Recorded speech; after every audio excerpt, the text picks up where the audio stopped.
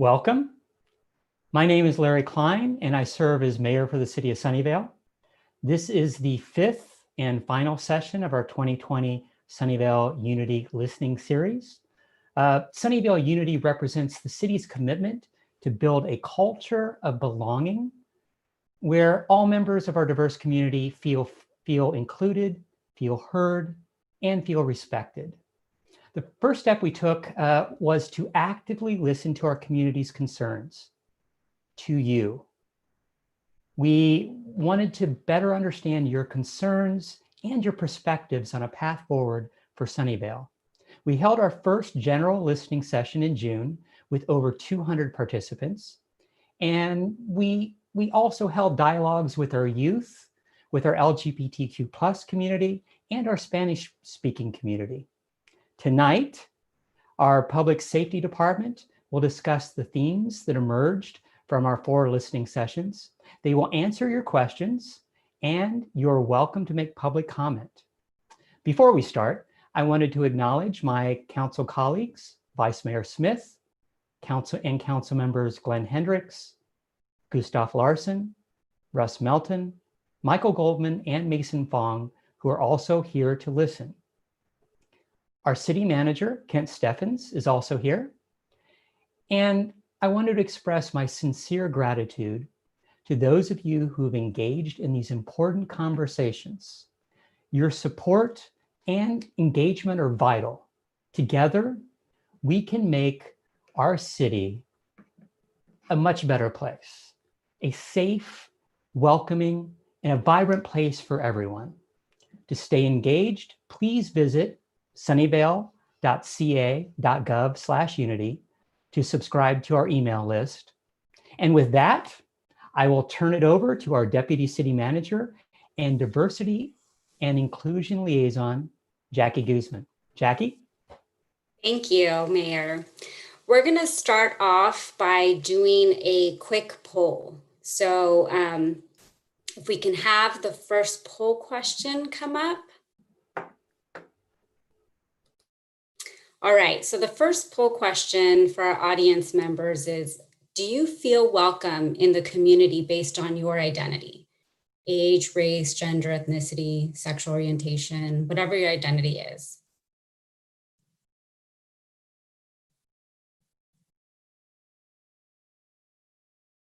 And we'll just wait a moment.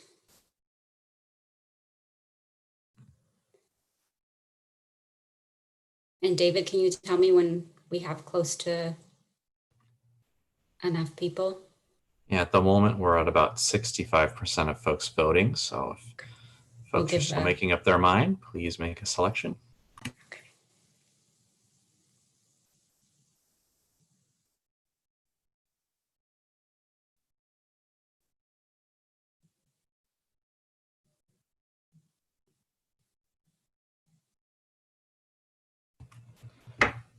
Okay, people haven't voted for about the last 20 seconds. So with just close it. Yeah. Okay, thank you for voting.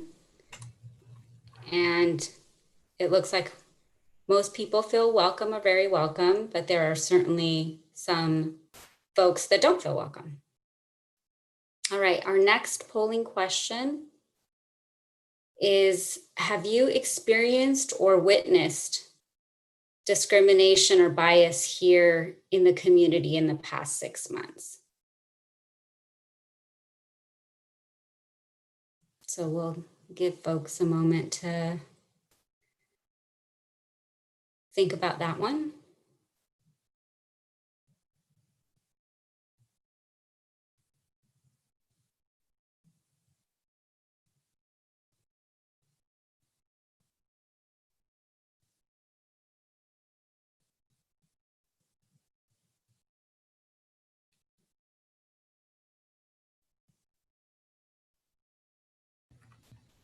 We had the first poll open for about a minute, so we'll leave this one open for about 15 more seconds if anyone's still making a selection.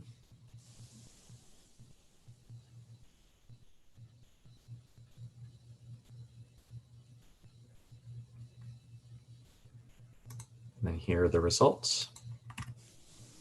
Okay, again, most have not experienced it, but there are about 30% that have witnessed discrimination or bias.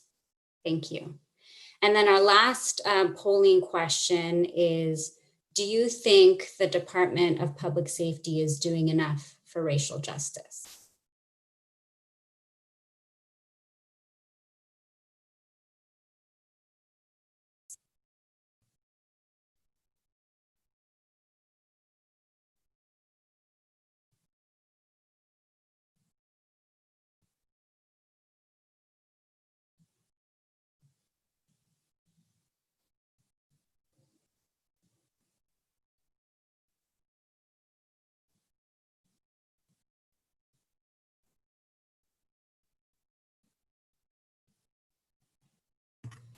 And we'll leave the poll open for another 20 seconds in case anyone is contemplating their feedback.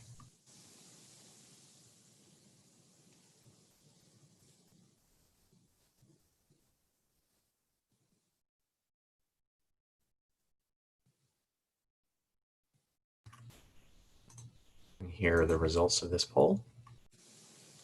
Okay, thank you. And it seems that we're pretty split here, with a little bit more folks thinking that we're neutral or doing enough.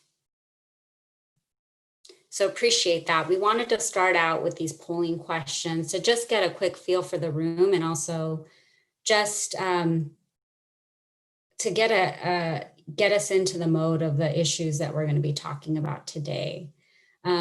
We started out with those polling questions. We are going to move into a panel discussion with the Chief of Public Safety, Fawn No, and his command staff. And we have the pleasure of having a guest, Eugene Whitlock, join us to help moderate that discussion.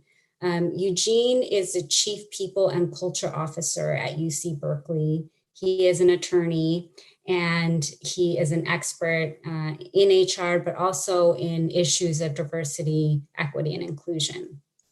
And thank you so much, Eugene, for joining us. I'll pass it along to you so you can introduce yourself and help us start the discussion. Sure. Thank you very much, Jackie. Again, my name is Eugene. And as some of you listening will hear in the background, I'm also a father. I have 3 little children, 6, 4, and 2. And so if you see me looking away saying, shh, I'm just talking to my kids. And so, you know, that's the most important thing about me, is being a parent. And I spend a lot of time thinking about how my kids are going to grow up and what they're going to experience. And that informs a lot of the work that I'm doing, and why conversations like these, I think, are so important, especially for those of us who have kids and care about what their experiences are going to be. So I want to take a second to sort of set up the ground rules for how we're going to have the conversation. You know, so the idea is that we're going to listen to each other, share what we're thinking, what we're feeling, and we're going to do that without judgment. So this isn't an opportunity to sort of go back and forth with somebody or to try to shame somebody or embarrass somebody. It's really for us to hear what other people have to say, and in particular for the DPS folks to hear what you, the community, have to say. And so they're not going to be able to answer questions about specific incidents. Something happened last Saturday, a case 10 years ago. That's not really what this session is for. And we will provide information if there are incidents where you feel you need to make a complaint. You can certainly do that, but we can't really vet those or deal with those things here. I'm going to ask the members of the panel who are from DPS to introduce themselves, say a little bit about themselves, something maybe you don't know beyond their job titles. And then I'm going to have some moderated questions, but mostly this is an opportunity, again, for the community to ask questions. So as I'm asking my questions, please feel free to post your questions in the chat, or send your questions directly to Jackie, and we'll go ahead and get those answered of the members of the panel, so we can have as robust of a discussion as possible. And so with that, I'm going to go ahead and get things rolling. And I'll start with Chief Fan, and I'm going to ask him to introduce himself and share something, again, beyond the title. Okay. Hi, everyone. Thanks for being here today. And thanks for giving me and my command staff an opportunity to engage with all of you. And so just a little bit about myself. I was born in Vietnam, and I fled Vietnam in 1975 with 2 aunts and 2 uncles.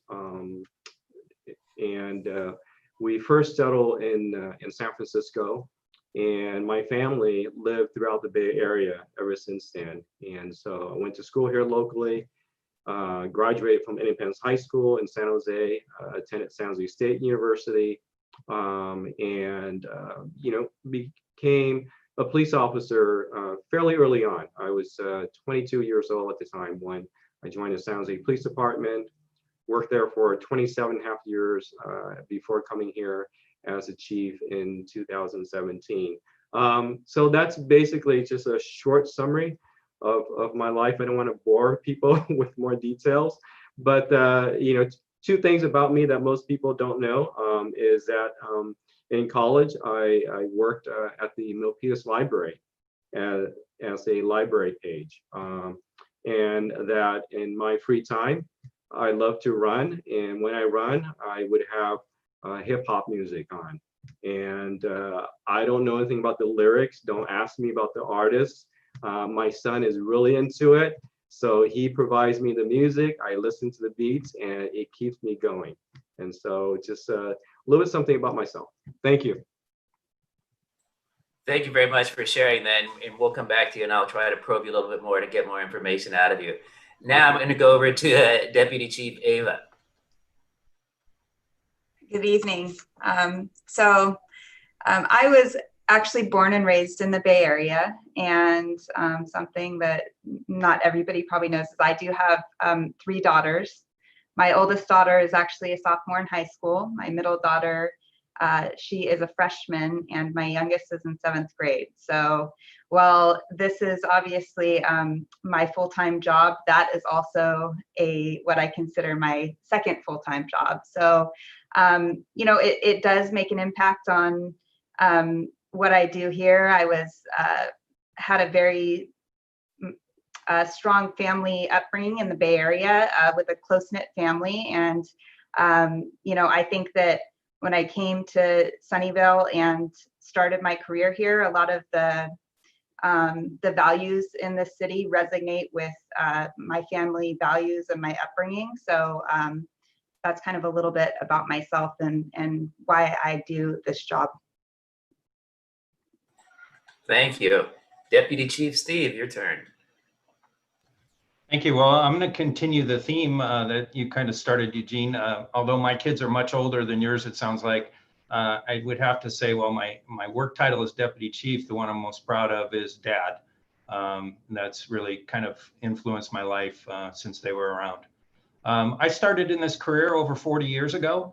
I started out as a firefighter in Washington State, and that's how I paid for college, graduated from Washington State University. Upon graduation, I became a paramedic, a firefighter paramedic, and a flight paramedic for the Mount St. Helens National Volcanic Monument. So after it blew up, the monument needed some medical care of people working in the backcountry, the geologists, the loggers, and things like that before it opened to the public. So I was out there by myself 4 to 5 hours from the nearest town, all alone as a paramedic, taking care of folks and waiting several hours before somebody would come and drive us into the hospital, or I'd fly out in a helicopter. I moved down here to California and worked as a paramedic in the Bay Area, in Oakland and San Jose, and in Sunnyvale, where I came to meet the people from Sunnyvale. Really kind of was intrigued by the model and the unique opportunities that it offered. So I came here in 1989 and have worked throughout the department. And kind of with my paramedic background, I became kind of the EMS guy and have worked to start our EMT training program, our automated external defibrillator program. Worked closely with Senator Pavley when she wrote the legislation to allow police officers to administer Narcan in the field. And really worked throughout the state on improving the training of peace officers in the area of active shooters and tactical medicine and things like that. So, as we arrive on scene, we have the tools to immediately start to take care of people in a medical sense. And that's been a pretty rewarding path that I've taken. So that's me in a nutshell. So I'm going to ask you a follow-up already because you opened the door. So you said you were intrigued by the model. Tell us what you mean by that.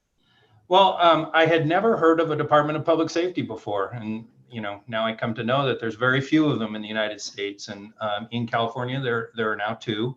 And we're the largest. We're probably the largest fully integrated across the nation. What I found interesting was, I'd roll up in a paramedic ambulance to a call, and there'd be a couple police officers there and a firefighter and a fire engine, and everybody would be working on the patient, which was a little different than you notice in other cities. Having a background as a firefighter, seeing the fire first alarm assignment show up to a residential structure fire, and then have 6 to 9 police cars show up, and all of a sudden all these police officers are taking off their police gear and putting on fire gear and going in and fighting the fire and saving people, and then coming back out and putting their fire gear in the trunk of their patrol car and going back to protecting and serving the community, I thought was really neat. And everybody had a great attitude. They were all happy and engaging and welcoming. And I really like that, being able to come to a scene and pick any of the disciplines that we were trained in to be able to provide help to the people who called us was really kind of nice. Not having to turn around and go, well, we need to wait for the fire engine 5 minutes, or we need to wait for the police car. You could take care of everything immediately. Thank you. And last but not least, Deputy Chief Jim. Hello, everyone. Thank you. So a little story about me. I was born in South Korea, but moved to the United States when I was just 1 year old. And my family moved to Palm Springs in Southern California in 1972. And a little history about Palm Springs in 1972, we were growing up, the first Koreans in the history of Palm Springs, and probably one of the few Asians. And growing up in elementary school, junior high, high school, the only other Koreans that I knew were my family members. And then as slowly as time went on, there was a Japanese family that moved into the neighborhood, but that was about it until I went to college at UC Irvine, and then I realized where all the Asians were. So I went to Irvine and left Irvine in 1994 to join the United States Army, and spent 8 years active duty in the military, spent time with the 75th Ranger Regiment. And the reality was I was going to make a career out of the military. Public safety was not something that I was looking at. However, stationed in Hawaii, I came across an article or an advertisement of public safety in 2001 when the department was recruiting heavily in Hawaii. So I was one of the first amongst several of the recruitment that happened in Hawaii. So I've been with the department now for 18 years. I'm currently the department Bureau of Special Operations as a deputy chief, and running with the CPU, investigations, neighborhood preservation. We'll talk more about that a little bit later. But something what people might not know about me is that I'm heavily involved with my church, and for 2015 and 2017, I led a missions trip to Africa in a village known as Mesheneka in Malawi. And it was a life-changing experience for me, and I'm looking forward to going back my third time. So, Jim, I have a follow-up question for you. So you mentioned that you were the only Asian family in your community for a long time. So how did that experience of sort of being the only one, how does that inform the work that you do today, or sort of shape your perspective on interacting with people from different backgrounds, or who might be the only one as well? Yeah, I think that's a great question. I think what it did is it kind of adds values to just the diversity, and then also the need for diversity. And I think that's the one thing great about America. And my experience was I grew up in an area where there wasn't as much diversity, and then seeing the benefit of that. Now, I would say this though, growing up, just to be acclimated to my surrounding, my father spoke English to me, and I grew up not speaking Korean, and really just didn't really care for it as much because of the fact that I wanted to be accepted, if that makes sense. So I was one of the few, like when I went to college, that was Korean born, but couldn't read, couldn't speak, and really didn't understand Korean. And it wasn't until I got into the United States military and special operations where I learned Korean. So that is a surprising fact, I guess, interesting fact. Thanks, Jim. So now I'm going to move into some of the questions we have for the panel. And so now that we're all a little bit warmed up, so I'll go back to you, Chief, and start with, we saw the poll questions there where people feel welcome in the community. people talk about witnessing, but not so much experiencing. And I know with 37 participants, it's not necessarily representative, but there was definitely a more of a negative response to the question of, is the department doing enough around racial justice? And so what's your, it's a very broad question, right? But what was your reaction when you saw that? That's a really good question, and I have to be honest with you. I mean, that's a tough question, and but we look forward to these tough questions tonight because we want to really have an authentic conversation with our community members. And so for me, that question, cannot be answered in a simple yes or no. We think that we're doing enough.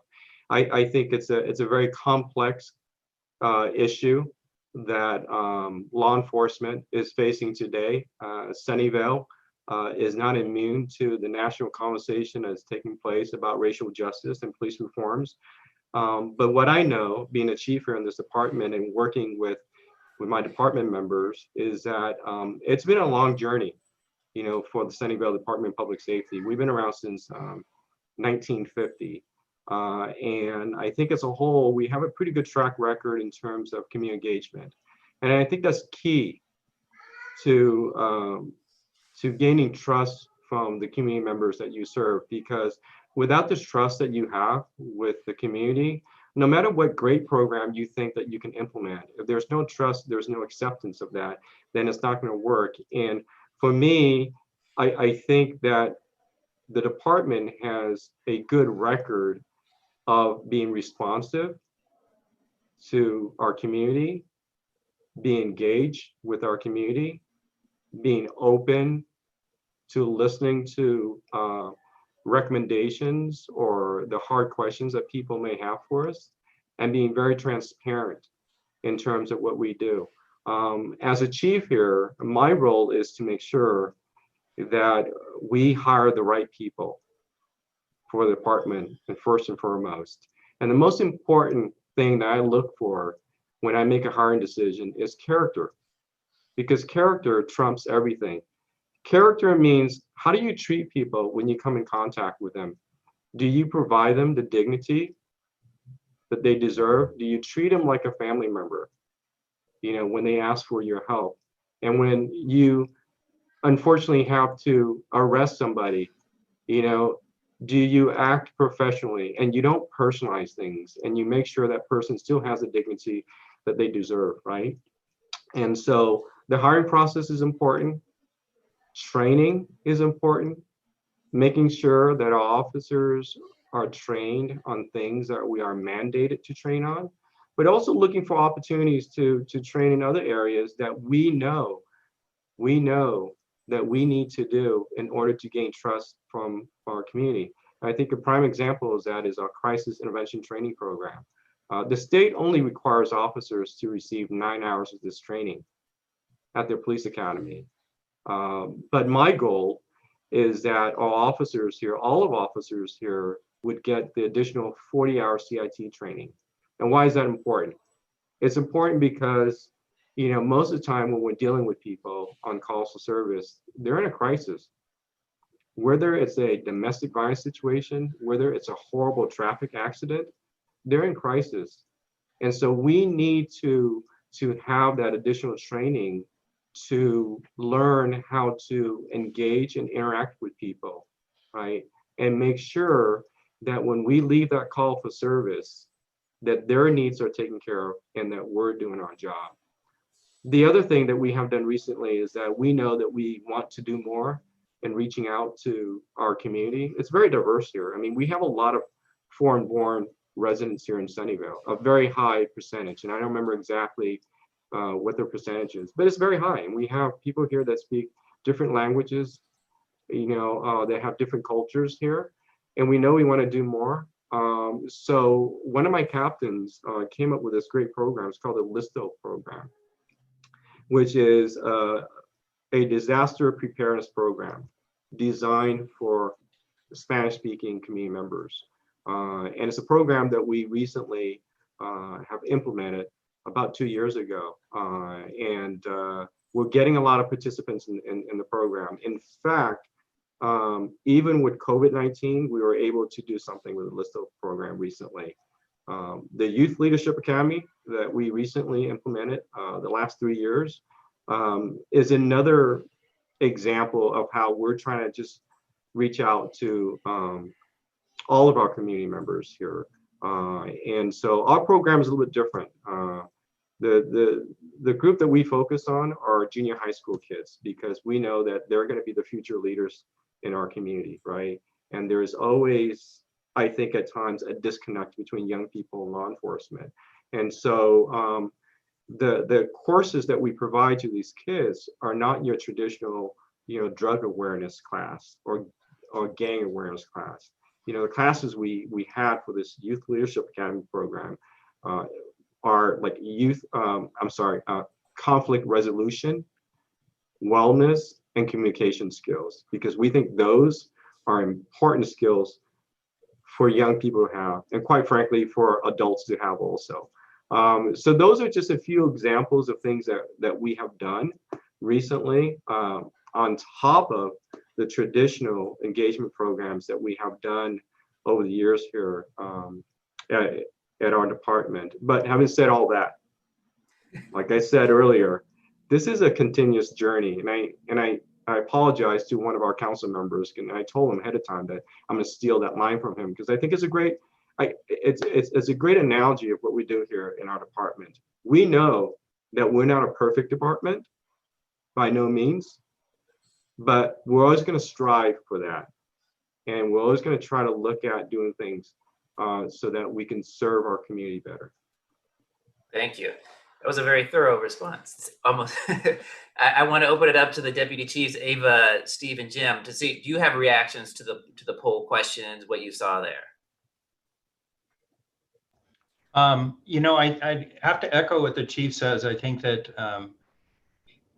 one of the things that's unique about DPS is our engagement with the community. And it appears that there's as we see what's happening nationally in the dialogue and what happens here in the Bay Area, that we as a profession need to reach out more and continue the positive interactions with our communities that we have in the programs that the chief mentioned. And I think the more that we have that opportunity to have the human contact outside of the enforcement contact, the better our community relations will grow and continue to be. We're lucky here in Sunnyvale with our engagement that we have, we'll talk about later, that really has provided us a forum to meet the people in our residents and visitors to our city. So I think it's a continual process that we have to be open and engaged and interested in, which we all are each and every day here. Thank you. Ava or Jim? Jim? I'll echo also what the chief said, but wanted in relationship to the poll. So what the poll showed me, even though, as you stated, it was about 35 people, I think there is an overall satisfaction with Department of Public Safety. However, there's always room for improvement. And where does that improvement come in? And it goes back to exactly what the chief said and what I'm responsible for and what every member of DPS is responsible for, and that's recruitment. We need to start with the right officer, the right public safety officer, the right mindset. And we reinforce our values, the city values. And that is a big part of that is community service. And being that we're not here for ourselves, we're here for the community members and what they need. So sometimes that's adaptive. Now, I'm not talking in terms of what you normally hear when you're talking to a police officer or a firefighter, public safety. But the reality is that's the culture that we develop here. And it has been community-based. You always hear the terms community policing, but what is that? It could be a term that's taught at the police academy or your fire academy, but the reality is us as leaders, reinforcing and encouraging our officers to make contact with the public and to form those partnerships. And I think that's where the improvement will be continuous, and that's where we start building that trust. Thanks, Jim. So you touched on community policing, and so I'm gonna, jump over here to Ava to, community policing, particularly relationships with the schools. Is that something you can speak to? Yeah, I think community policing is a huge part of what we do. It's kind of at the cornerstone of our department's model. We are within Sunnyvale, the Department of Public Safety. When you look at our we have about 150,000 people in Sunnyvale. The department is actually very small. comparatively. So, you know, we really need to have the help of our residents to be able to be successful at providing a safe city and a great service to our community. That's why we have all of the programs that we have in place to be able to reach our community members when they see something that they're willing, that they trust us enough to call us, that they call us and have us come out and help set up our neighborhood watch programs, that they invite us to their neighborhood association meetings so that we can really know what's going on within each neighborhood and know what are the quality of life issues that are going on in those specific neighborhoods. How can we really help address those issues? And really, that's how we know if are people feeling like there's problems with injustice or problems. We won't know unless we're out there really having that community policing model where we're interacting with people on a regular basis so that they have a voice with us. They can pick up the phone and call us. They trust us enough to reach out if there is some kind of issue that's going on, or if they had an interaction that was bad. We would rather have them reach out to us so we can look into it or explain if maybe it's something that just needs an education on either part. A lot of times people don't understand why law enforcement or public safety, why some of the things happen. So a lot of times it's education. So it is the programs that we have in place. I do think we have a very robust model where we do have Police Activities League. We have Bigs in Blue where they reach out to youth. We have, you know, we don't have school resource officers because we don't want to have necessarily them embedded in our school. So instead we have neighborhood resource officers, and those resource officers really, if they're going to be out at a school, usually they're there to do some type of collaboration or presentation or training. So they may be there doing safe routes to school, for example, where they're doing a walking school bus, or they're doing something where it's a very positive interaction with the youth in our community. And I think that that's what we need to continue to do. And that's what's going to make that positive, those positive interactions and help with those issues. Thank you. So I'm going to jump now to a question from our participants, and it's a question for the panel. It is proven that Black and Brown citizens are targeted and incarcerated more frequently by police in every city. A large portion of the community believes that the police budget should be cut down and the money should be invested into services like mental health crisis responders and support for the homeless. How will you gain the trust of the portion of the community that knows that policing does not increase public safety?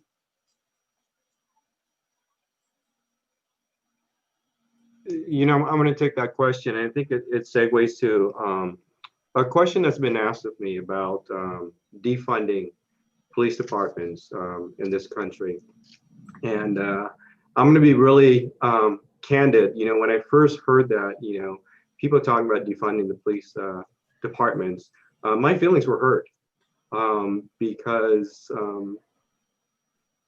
I've been a public safety officer, a police officer, for a little bit over 30 years now. And I started this work believing that I can make a difference because I grew up in a crime-ridden neighborhood in San Francisco as a young refugee. And I saw terrible things that happened to people. And the police were often called in my neighborhood to address those issues. And I saw police officers as guardians, you know, people who were there to protect community members like me, you know, who didn't have the resources, like people who lived in well-off neighborhoods, and they protected me. And that was sort of the thing that started the process for me in wanting to go into this line of work. And over the course of my career, you know, I've had the opportunity to help people. And it's not about, you know, putting people in jail all the time. I think it's a misconception that a lot of people have on what we do here in public safety or law enforcement. A lot of times we're there to help people. We're there to help a domestic violence victim. We're there to help an elderly person who is just abused by their kids or family members. We're there to help a young minor who's been abused by an adult that happens to be, a parent. And, we were there to help neighborhoods back in the 90s, to have like cleanup days where we would help people in these poor, so there's no blight in their neighborhood. And so those are the things that, that I have the honor to do over the course of my career. Now, granted, during the course of my career, I've seen some terrible things that some of the former officers did also. And they really put a taint on our profession. And I get it. I get the frustration, I get the anger from people. So when people talk about defunding police departments, I don't believe it's realistic. I think there's an important role for public safety in this country.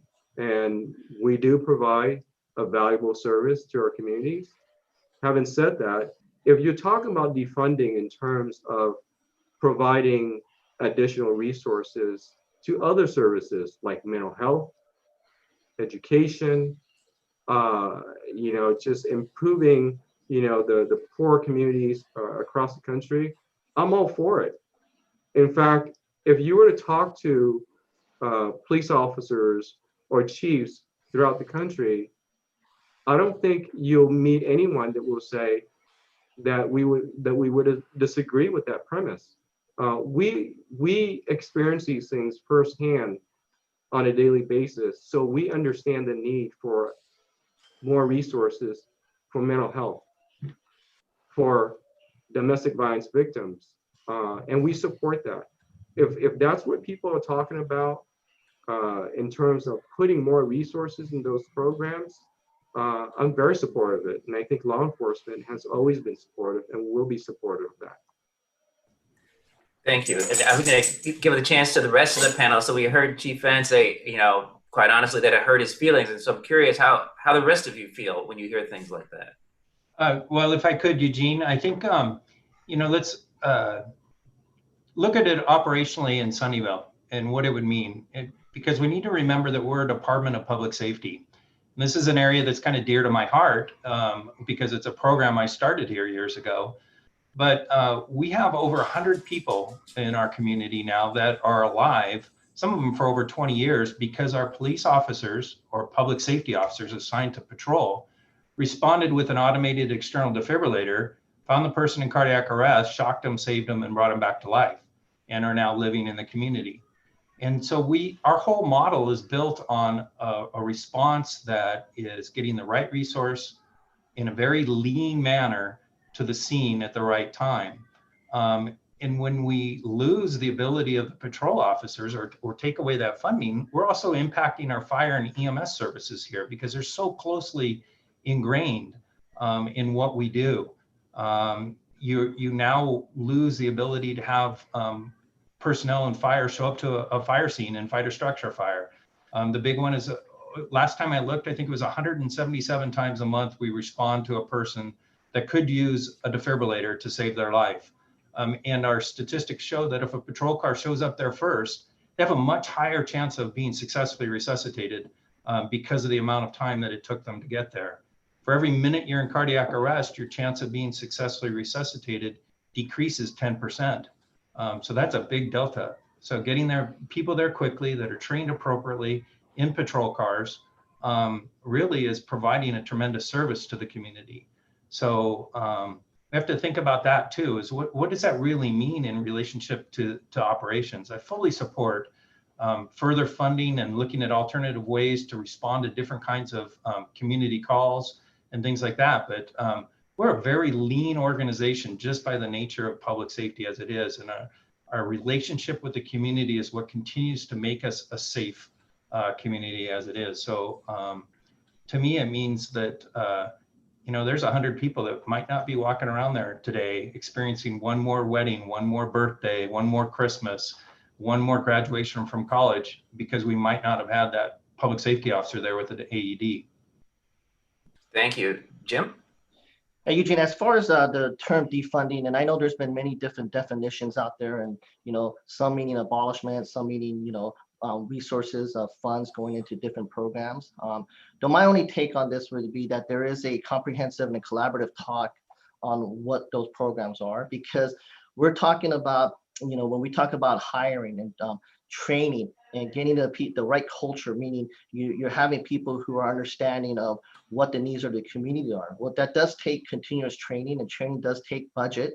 And to the chief's point where we talk about, we want to get all of our officers CIT trained, well, unfortunately, that does take some time and it does take some funding. Now, I want to focus on mental health and homelessness, as far as the DPS model and what we have done. And I'll go into just a story of myself and my time on patrol and in fire on the line. Of my numerous contacts with people in crisis, those who are what are considered under the Welfare Institution Code 5150 or needing more additional help at a hospital or a professional setting. I would say a small percentage of contacts actually resulted in people being taken to the hospital, but many of the contacts were where we were able to resolve on scene for the family, disputes, for family in crisis, resolve it right there using additional resources and providing additional resources for future. So it's not as where every contact we make ends up in a mental health hold or is a violent encounter. In fact, those are very rare. And in my time here, I would say that of hundreds of contacts in those particular situations, it was probably just a handful, but that goes back into what was trained with me when I first started here. So, CIT or crisis intervention training is a big word now. I don't want to say it's a buzzword, but it's almost, you cannot have a conversation today in any law enforcement agency without CIT being thrown out there. But Sunnyvale in 2007 started sending their officers to CIT. I know this because I was one of 5 officers that got that training. And also, we've sent our officers to bias-based policing instructor school, to bring back the training here. But it shows you the value of what the department values as far as what the city values for the service of the community. And I think that's where we continue to build up on.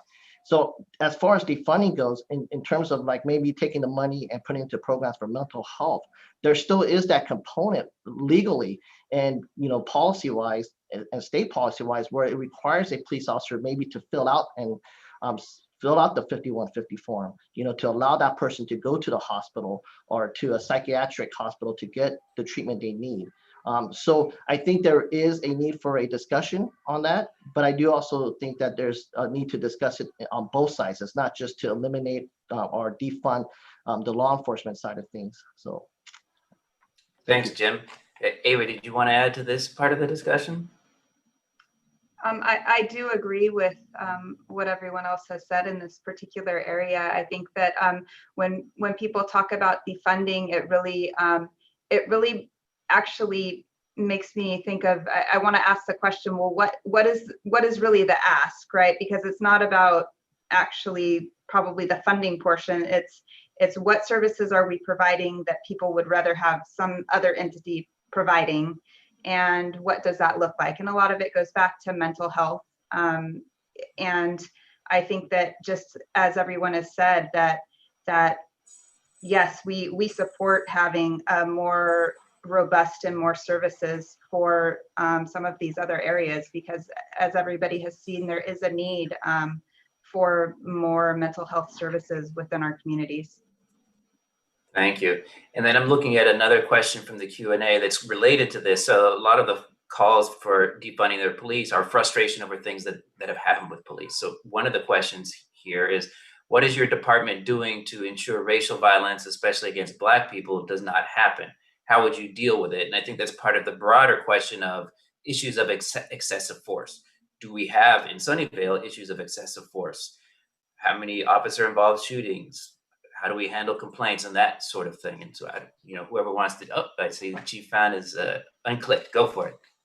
But, this is a difficult question to answer because, if you were on the receiving end of the use of force by an officer, that's one too many, right?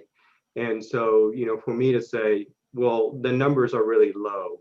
I think for those where we unfortunately have to use force on, that may not be a good enough answer. So I would say this is that training, we emphasize training, de-escalation training. here in our department. Our policies are very robust in terms of when an officer can use force. But like anything else, you can have a good policy in place. You could provide training all day long to your officers. And those things may not be effective unless the culture of the department is that we only use force when it's necessary. And I believe this is a culture of our department. What I would encourage people to do is take a look at the information that we have provided recently on our city website in terms of how many officer involved shootings our department has been involved in, and their circumstances which led to those officer involved shootings, and for them to basically make a judgment on that in terms of where we are in terms of use of force. What we plan to do also very soon here is that we're going to push out information, stats on use of force that result in on an annual basis to the Department of Justice, the State Department of Justice. And so we're going to be pushing that information out. And I would encourage people to look for that information and then just kind of judge us on where we are. Because I think I want people to give us sort of like a sense of where we are in terms of use of force, as opposed to us telling people that we're okay or we're good or we're not okay. Because I get it. I mean, there is no one answer that's going to satisfy everybody. And so for me, look at what we're doing in terms of our policies, ask for our training information, and then look at our stats that we're providing, and then make a judgment of where we are in terms of use of force.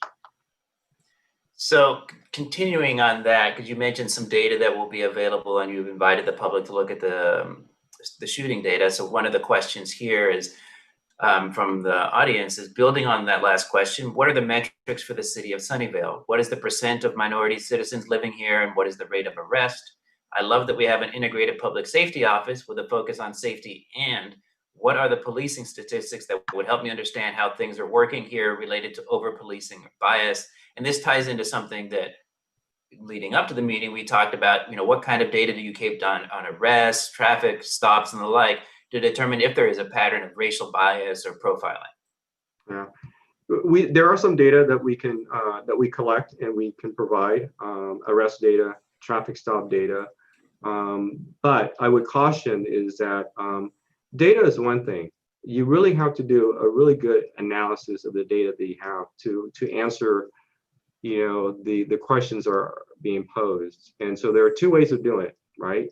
One is you get somebody to come in, a sociologist, right, to look at the data of your particular department, and then do an analysis and benchmark and compare with other agencies and a whole bunch of variables to figure out if there is a racial profiling problem here at the department. The second thing is that the state has already have a law that is on the books that was implemented in 2016, requiring all law enforcement agencies in the state of California to provide stop data to the state on an annual basis. So that is something that we are working towards having here in our department, because for a department our size, we have to be able to provide the state DOJ the statistics by 2022. So we're working on getting the technology so that we can integrate that technology with our records management system, our CAT system, so that we can extract the data, so that we can provide the data to the State Department of Justice. And so I hope that answers the question. So I'm going to actually ask a follow-up question on that. I'm going to push you a little bit, because the question really is, would we be able to know if there's a problem of racial profiling with the data that we have? Yeah, you know what? That is a simple question, but the answer is going to be more complex. And I'll tell you why it's a complex question. Because prior to coming here, I was involved with the stop data professors from El Paso, Texas University. And they have experience in doing this type of study. And one of the things that was really intriguing for me to learn, being a part of the study, is that the first thing that these researchers told the community members in San Jose is that the data will show disparity, because in their experience, they've done so many of these studies over the years that they haven't found an agency that doesn't have disparity. Now, to the extent of how much, there's variations.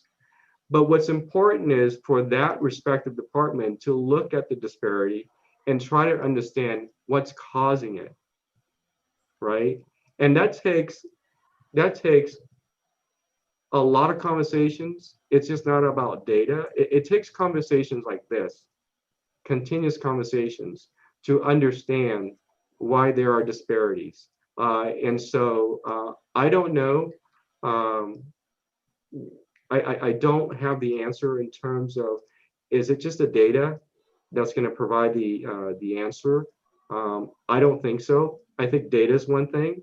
I think data, conversations, and a review of the policies, the practices of that respective department, and the level of engagement and trust that department has with its community members. I think all those things will be instructive in saying whether that particular department has a problem with trust, with its community members. Thanks. And I'll open it up to the rest. Jim, you unmuted. You wanted to add to that? Yeah, to the Chief's point, I think that data is one set of information, but another a factor to determining if our officers are, I guess the question is straight up, is, are our officers out there racial profiling? Are they violating basically the civil rights of our community members? And this goes back into policy, practice, training, and strong leadership. And I think those are just as equally, or maybe even more telling than data, because as the chief said, data needs to be analyzed. And so it may not be as accurate or maybe misleading, or it could be something totally different. So we do have to focus as deputy chiefs and from the chief down is leadership. We have to develop our supervisors out there in the field to be able to know their officers and to know the conduct. And that goes into being engaged, that goes into knowing the community, and just being a field supervisor, being a leader out there and reinforcing those values. Now, is there a violation? What happens? And if a violation goes untouched, then we can assume, and I think this is what the community is going to assume, is that, well, it's going to continue and this is going to become a problem. Well, that's where we have to hold our officers accountable. We have a robust internal affairs system and also accountability system. And I think that's where one strong point, and I know I'm touting DPS, but I think that's where when Chief No came in 2017, we reshaped and we reformed our internal affairs process. So I think that is a lot of the, besides just the data itself, is the system that we put in place, is the leadership and the people and the right people to lead. That is preventative and also holds people accountable. So I'm hoping that came clear. So Steve, you unclicked, so I'll let you go first. Okay, thanks. Thank you very much. What you're talking about here is after the fact, finding out there's a problem. And what we are trying to do is address it beforehand. And when you think about what I hear when I hear defund the police, abolish the police, is there's a desire to compartmentalize law enforcement over there. And we're over here and we don't ever want to deal with you. And really what we need is the exact opposite. We need total engagement 100% of the time with the community and the department in everyday situations in which people are identified as people, and that we are all part of the same community and we're all working together for the safety and security of the community. And when you all know each other and you get rid of those factions and those problems, because we all are humans. We take off our uniform, we go home, we live in the same community, we're humans, and we want safety and we want security and we want people to do the right thing. And I think that that's the thing that we strive for here in our community engagement, is we know who the people are and they know who we are, and we we need to meet all of them, and they all need to be together with us, and we need to be more engaged, if that makes sense. Yep, thank you. And so, Jim, I wanted to come back to you because you started talking about holding officers accountable and the revamp of the internal affairs procedures. So maybe you can talk about what happens when somebody does make a complaint, and how does that play into the internal affairs and holding people accountable? Sure, there's many avenues of generating or bringing in a complaint to the department. And I would encourage the people here to visit the City of Sunnyvale website, Department of Public Safety. And there is a process there to file a complaint. There's also, and I would encourage all of the community members, when you see our supervisor out there, and they'll be identified with some of the rank or even a patrol vehicle that would say supervisor, or even any officer to bring up a complaint. Now I know, and I'll just go ahead and go to it. Some people are going to say, well, that's the problem. We don't trust the police. If we bring up the complaint to the line or to the field officer, it's not going to get brought up. And I would say cold-heartedly that I disagree with that, because I know that we do have a good track record. If a complaint does come off the street, we do bring it up. And now that complaint then gets to the chief, and determining on the level of complaint, if it's criminal or if it's more procedural, it would be determined on where it would go. It would either go to our internal affairs lieutenant to conduct an internal investigation. If it's criminal, it would go to a criminal investigation that would involve our investigations unit. I think I want to add on that too, because, you know, we've been talking about data, right? And so we talked about data in use of force. And I said, look, you know, we're not going to say that, you know, we're a great department, but we're just going to be very transparent and provide the data and let people make that determination. And so recently we have published the internal affairs process, and it's very detailed that people can go to our city website and get a better understanding of the process, how we hold our officers accountable. But what's really interesting or something that stands out about the department is that if you look at the number of complaints that we receive on an annual basis, and it ranges anywhere from 4 to 6 complaints that we would investigate. And these are complaints that are made by members of the public. Now you compare that with the complaints or the internal affairs investigations that are generated internally by me, you would see that those numbers are higher. They range anywhere from 9, you know, to over 10 cases a year. And that's unique because in most departments, you'll see the opposite stats. You'll see more complaints made by members of public and less complaints initiated by the chief's office. In our department, it's the opposite. I'm not saying because our officers are out there, you know, committing major misconduct, because, you know, these investigations could range anywhere from not following proper procedures to conduct and becoming. But what that would tell me is that we hold our officers accountable even more so than the members of the public here in Sunnyvale.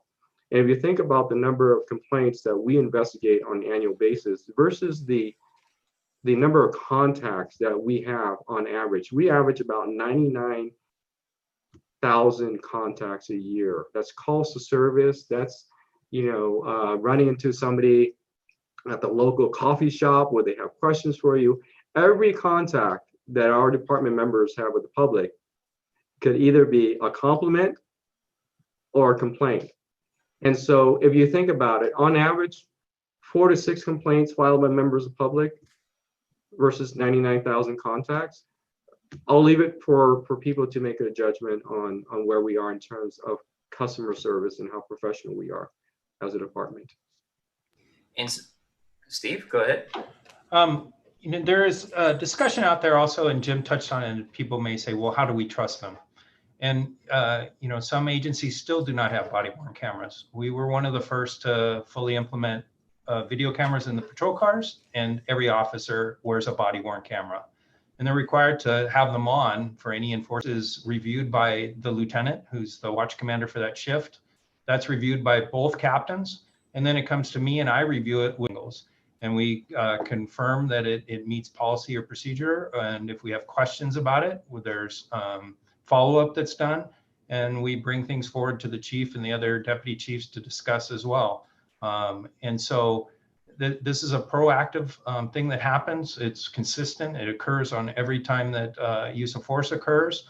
And then we also look at critical incidents to make sure that we're performing correctly. So there's a lot of proactive activity that happens as well. Thank you, Steve. And I guess the question I would ask to all of you, do you think, so we mentioned the revamp of the internal affairs process, do you think it's working?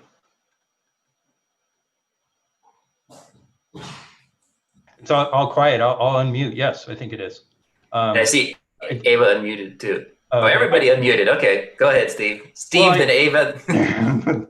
I think what it did is, it provided an opportunity for it to be out in the public, which it was a mystique before to both the public and to officers, frankly, because how did it happen? What was the policy? What was the procedure? Did I know it was followed correctly? And when it's laid out there and it's a public document and people can access and see it and can go, okay, they did follow this step. Okay, this is the next step. I see it. That provides confidence. And I think it helped both portions of the people involved in that as well. So I think it was, I've been here 31 years. I think it was a tremendous change to be able to publish that and have a consistent document. I'll turn it over. Ava, you wanted to speak to this? Yeah, and Steve brought up many of the points that I was going to touch on. Is I do think that the theme that comes up is people really want transparency, not only in the public, but even in our own department. And I think it is successful, the new IA process, because it is very transparent. It's very clear as to what the steps are, what the options are, and it doesn't leave anything to if you don't fill in what the process is. When people don't know what the process is, they will fill it in for themselves, which we don't want people. We want people to know. We want it to be transparent. And I do think that the new process has done a very good job, and it's open. It's a public document, so anyone has the ability to be able to see what it is and know exactly what our process is here in the city. Thank you. So I'm going to go to more questions that have come from the audience. Why are public safety officers not wearing masks when they are present at protests? Protesters are wearing masks.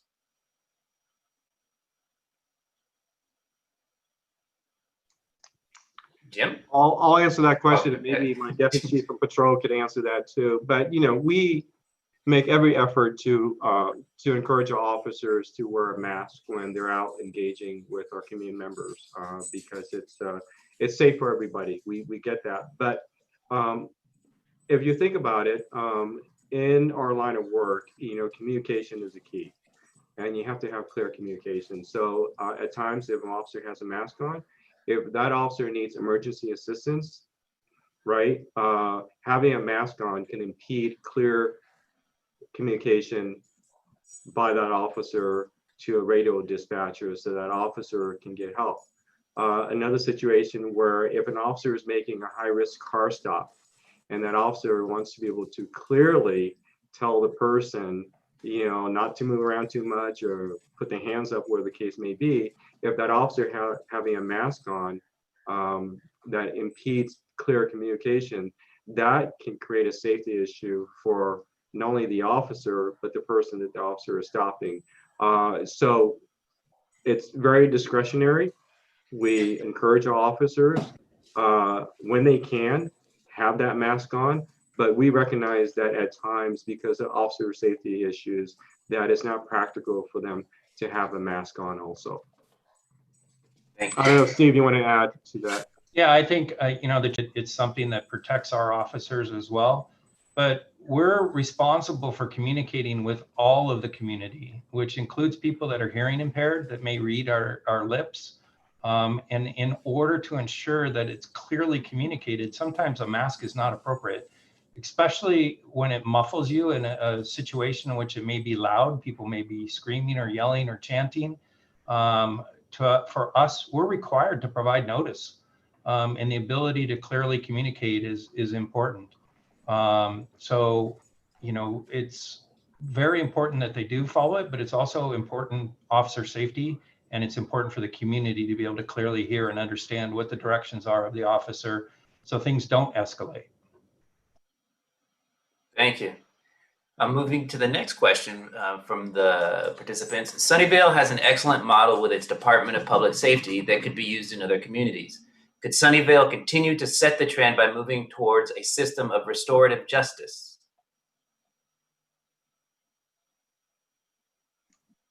Jim. Ooh. Oh, he was first. Go ahead. Jim, you were first. Chief, trust me. Yeah, I think restorative justice, the one thing that people have to realize that a lot of that is referring to certain disposition after an arrest. And obviously for us, we are almost like, if you look at it as fact finders, and then we present a case to the district attorney's office. We will work with the district attorney's office, but a lot of the restorative justice will have to be administered through them because obviously they adjudicate the cases. But there has been an instance where we have worked with the DA's office on a restorative justice case, but they led it, and obviously it was the case that we presented. So hopefully that clarifies that. I know restorative justice is a big component of the justice system and something that we would definitely support, but we don't implement the adjudication of a case. Once we make an arrest or if there's a case to be submitted, it goes to the district attorney's office for processing, if that makes sense. Yeah, I would like to add too. I mean, it is a very broad term, restorative justice, right? But in my opinion, restorative justice starts even before the person commits a crime. What are we doing in terms of engaging with our community members and working with our at-risk groups, our youth, to make sure that we provide programs for them so that they don't get involved in crime. One of the things that we have done here in our department for years is that we work closely with the probation department, the juvenile section of the probation department, where we have minors that have maybe committed like a minor offense, instead of incarceration at juvenile hall or placing them on probation, we work very closely with the probation department on alternative programs so that we don't become a system where it's a pipeline, for these kids into the prison system. Our goal is not to incarcerate people. Our goal is to make sure that we work with people, especially young people, so they don't get into situations where, in their future, they may be incarcerated. And when you talk about restorative justice, you have to talk about prevention programs.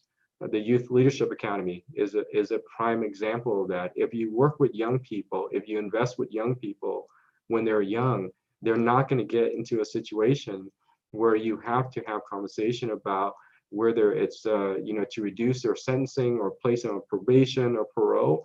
I mean, that's how I see restorative justice. It's about having preventive programs in the front end and engaging with our community members before it gets to the point where they're incarcerated.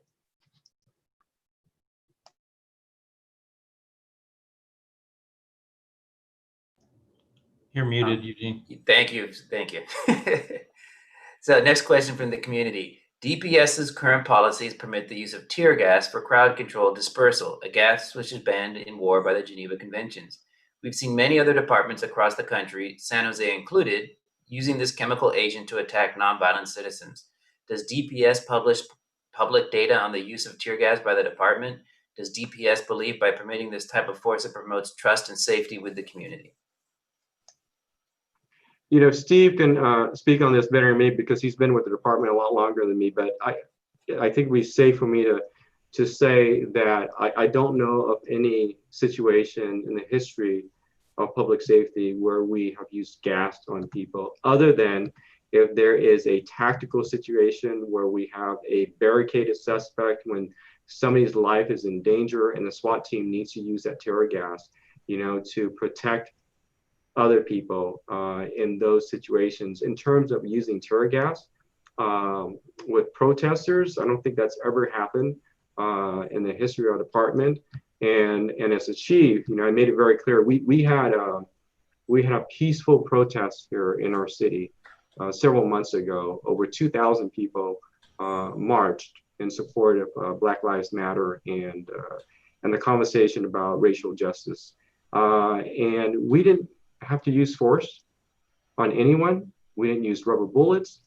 We didn't use gas on anyone because, you know, constitutional policing is our core value. You know, we respect everyone's right to free speech and the right to assemble. And we are committed in making sure that people can exercise those rights safely.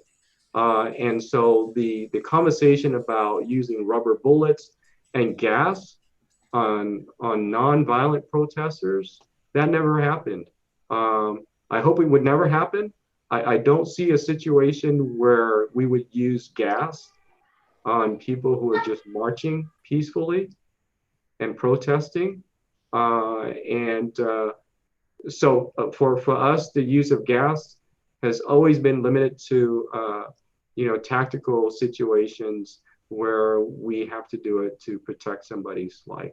I don't know if Steve, you want to add on to what I said. Yeah, you're exactly right, Chief. To my knowledge, in the 31 years I've been here, through Operation Rescue, then the protests following in the 90s, early 2000s, and then all the way up to today, we've never, to my knowledge, used gas on any of those deployments, and I was at all of them. It was limited solely to tactical operations on somebody inside a residence that had committed a very serious crime. Thank you. I'll jump right to the next question. Does Sunnyvale hire officers from other locations if they have conduct violations? Jim. Yeah, so we have a very comprehensive background investigation process. So all of our officers and technically all of our employees go through a background process that contains an investigation, also a polygraph, a psychological test. And so if we were to have, I'm assuming what they were talking about is laterals from another department would have conduct violation. I have not seen, and I've been in the charge of recruiting for the last year and been part of a background investigation or investigator for a long time in this department. And I have not seen any hirees of laterals that had any type of misconduct or misconduct allegations. So, I'll let the chief add on to his philosophy on that, because ultimately the chief makes the final decision on hiring, but I can't imagine, not even without what's going on nationally currently, even in the past practice, I haven't seen that.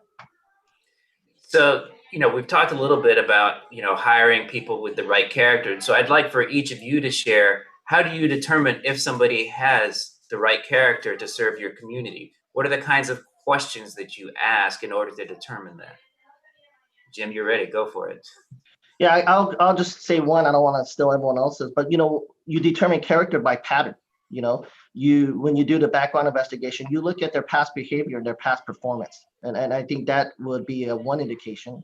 I know there's many more, so I think for me that's one biggest tell of character.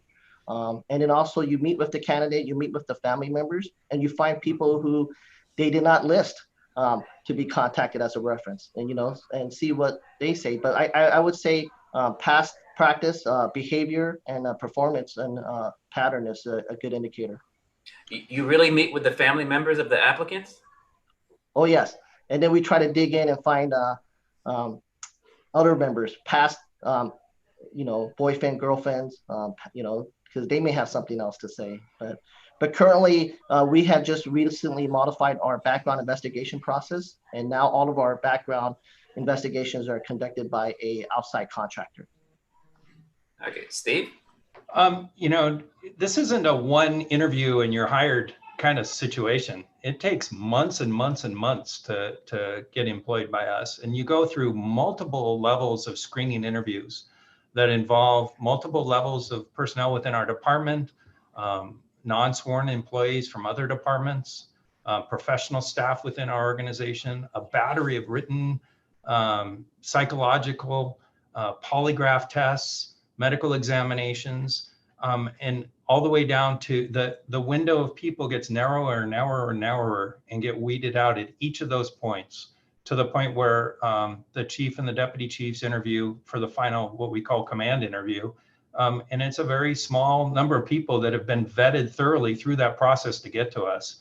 And we have the ultimate say at that point in time, also with the chief making the final hiring decision of whether we feel this person meets our desired background. And we read their background packet, we look at their polygraph, we look at their psychological evaluation, we read their application, and then we evaluate them on the questions and presence before us. And we think we do a good job at screening out people and hiring only the best.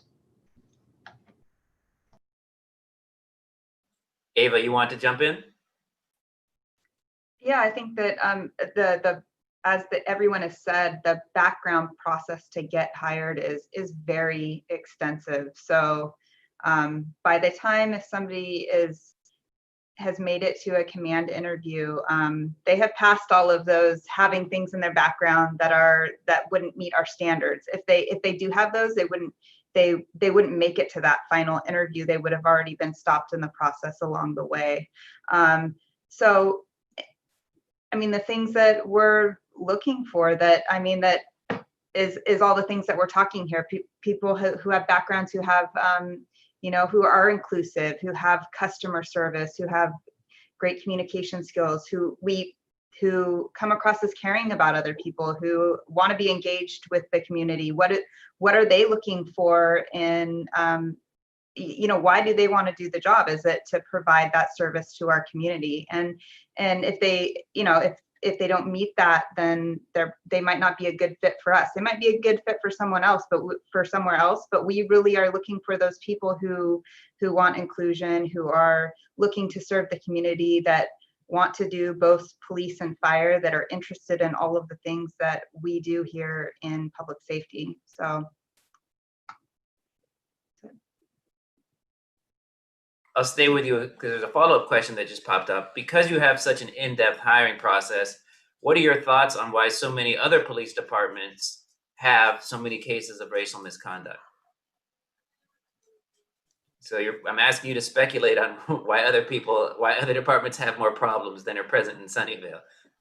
I mean, I can't speculate as to what other departments, this is I've started my career here. I've worked here for 18 years. What I can talk about is what is here in Sunnyvale. And as everyone said, it's the culture. It's what do we have in place to make sure that things don't go awry, that when problems arise, they're stopped immediately. And some of those things are, as Steve mentioned before, that we have a robust process for review of use of force. Every single incident gets reviewed all the way up through a deputy chief. That's pretty,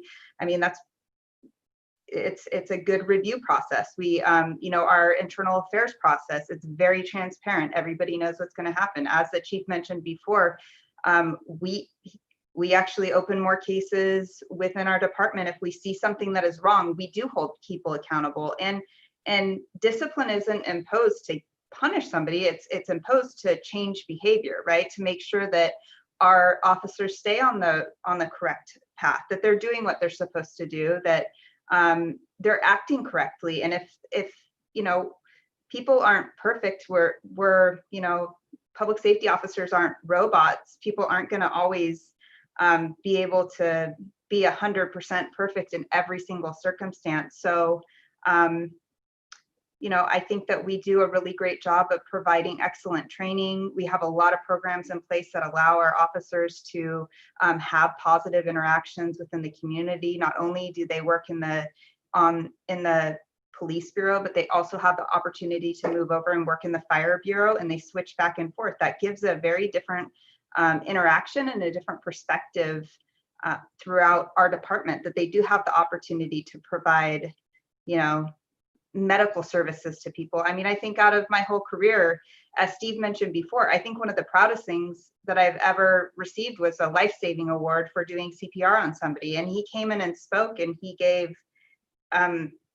he spoke about how he was able to see the birth of his child because of the work that we did. And it wasn't me, but it was it was a group of me with everyone else, the fire officers that responded, the patrol officers that responded. And, so I think that does give a different perspective when you're talking about, we're not law enforcement, we're not a fire department, truly public safety. So that's kind of from my perspective. I can't speak to other departments, but I can speak as to why I think that our model is works for us.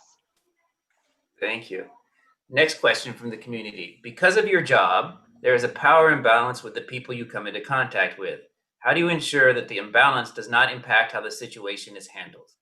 So police, generally speaking, have more power than the people they come into contact with.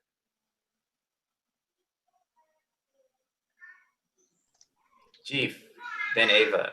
I got to tell you, you know, that's common. I can't speak on behalf of my deputy chiefs, but I've been in public safety law enforcement for over 30 years, and I get nervous when I see an officer in uniform that's not from my department, right?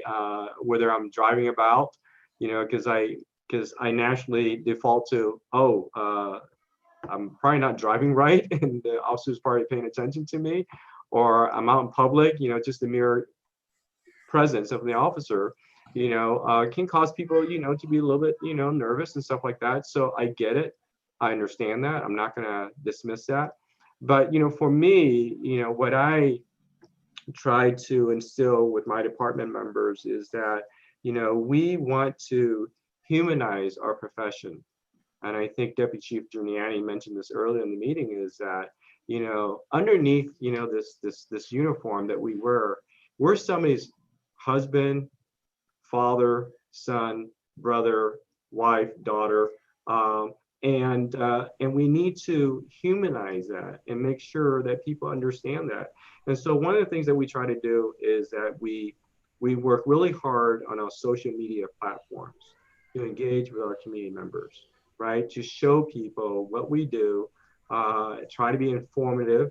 You know, from time to time, yeah, we'll put out something about a great arrest if we arrested somebody with a whole bunch of guns and drugs and stuff like that, somebody who's really violent in the community, and we make this great arrest to keep our community safe. We do that from time to time, but I would encourage people to go on our Twitter, Instagram, and Facebook social media platforms. You'll see that as a whole, it's a positive sort of like engagement philosophy that we have in our department to show people what we do here in our department, the services that we provide, and then at the same time, you know, humanize the people that work here in our department. And so I guess, I mean, a little bit long-winded, but the short answer is I get it. And it's up to us every day, all of us. Every time we put on a uniform is an opportunity for us to build trust with the people that we come into contact with. And we need to understand that every single time. And if we do that every single time, I think we'll build on the trust that we have with people. Thank you. Ava, you had clicked in at the same time, and then Steve.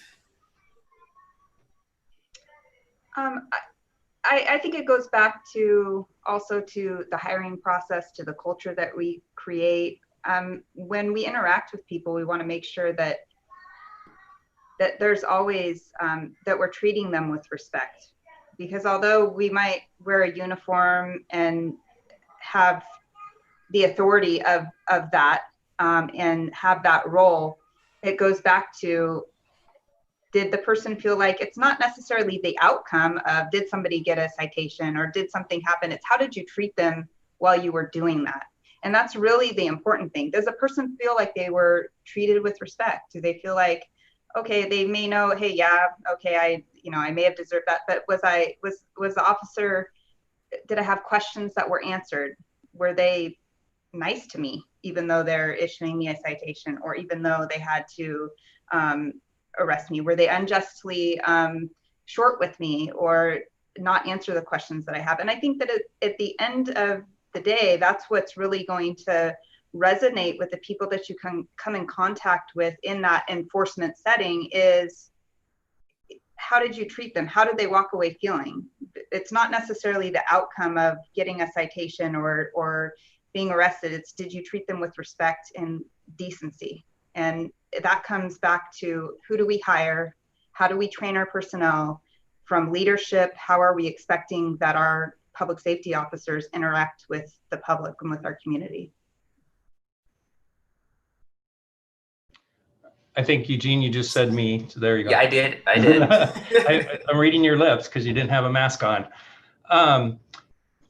I'm going to totally blow this quote, but it's something that I think this goes down to who you are as an individual.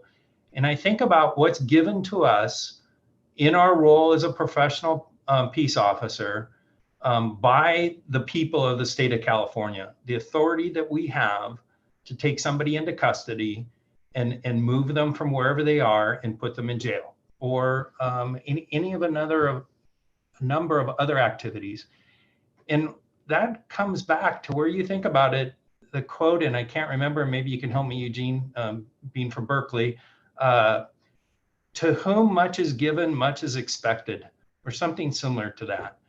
And, you know, you have to sit back and think about, holy smokes, I really need to be cognizant of that in every single interaction I have, because then that forms a mindset for you and how you deal with everyone that you deal with, to go, I'm being trusted to carry this out on behalf of the community. And in order for me to have that trust, I have to be trustworthy. And I have to live that and lead that example in order to get that trust back from the community. And so that's kind of the mantra that internally we try to develop and that I carry with me to hopefully answer that question. I don't know, does that make sense? You're still muted. I'll figure this out eventually. Yes, thank you. So I'll jump to the next question. This one's fairly straightforward. What action is taken if the body camera is not turned on or if it's turned off, you know, when it should be on? That case is reviewed by the lieutenant on the scene. The captain reviews it for that team.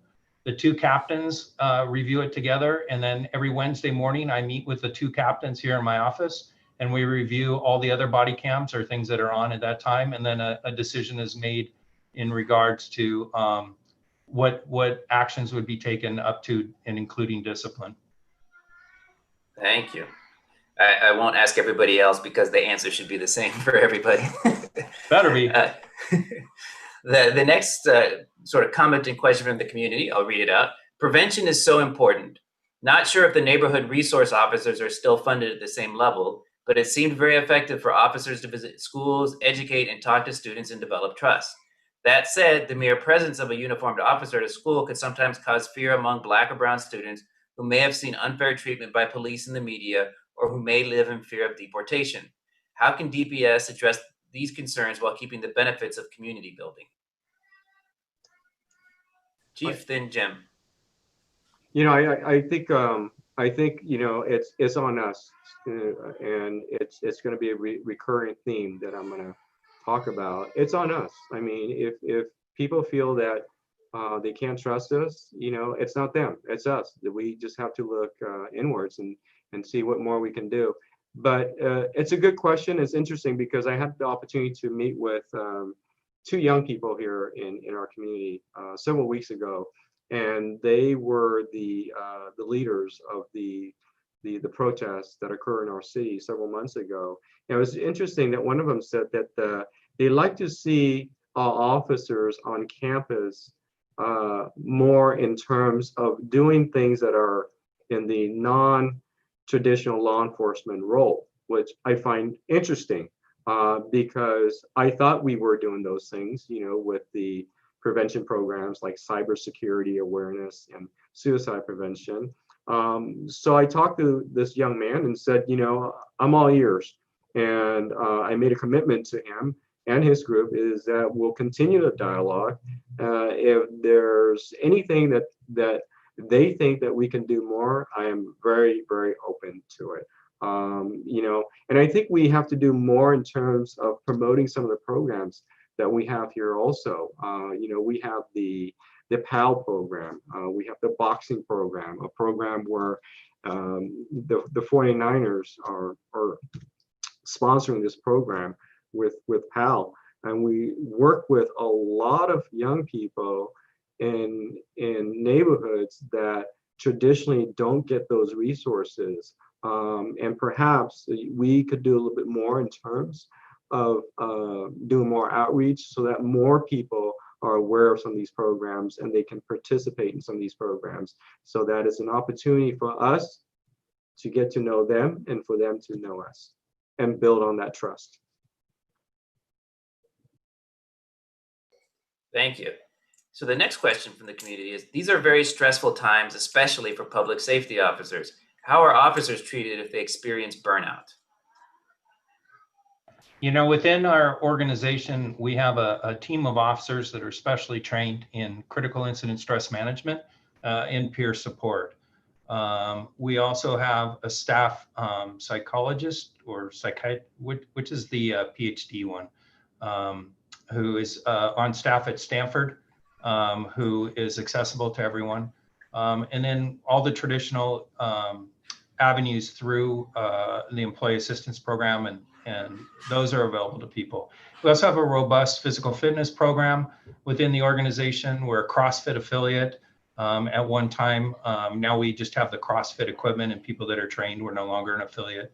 And so, you know, people are exercising. We have peer support that's going on.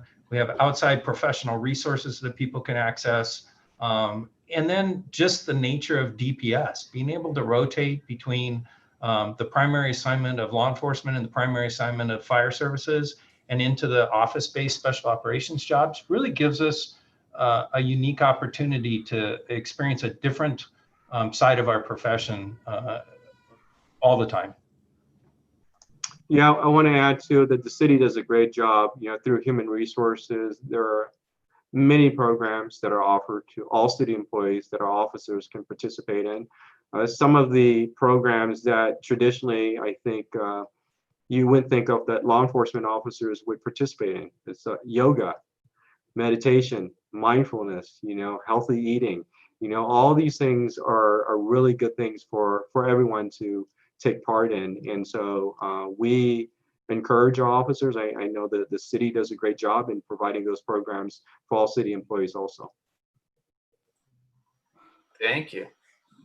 So moving on to the next comment and question. And this goes back to our discussion about the IA complaints and the process. So submitting complaints to the same agency that the public is making complaints about is already a biased situation. A committee of local community members from neighborhoods all throughout Silicon Valley needs to be put in place and funded independently from from Sunnyvale, and funded independently from Sunnyvale PD's internal affairs, giving community members investigation and discipline power as well. There is no trust in this department. There is trust in community members that are part of the community without being in a position of significant power 40 hours a week.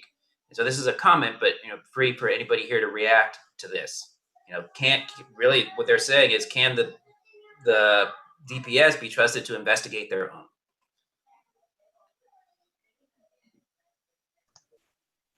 Well, I think as a comment, but I don't think that's the one you can't let go. I think that's the one that needs to be answered.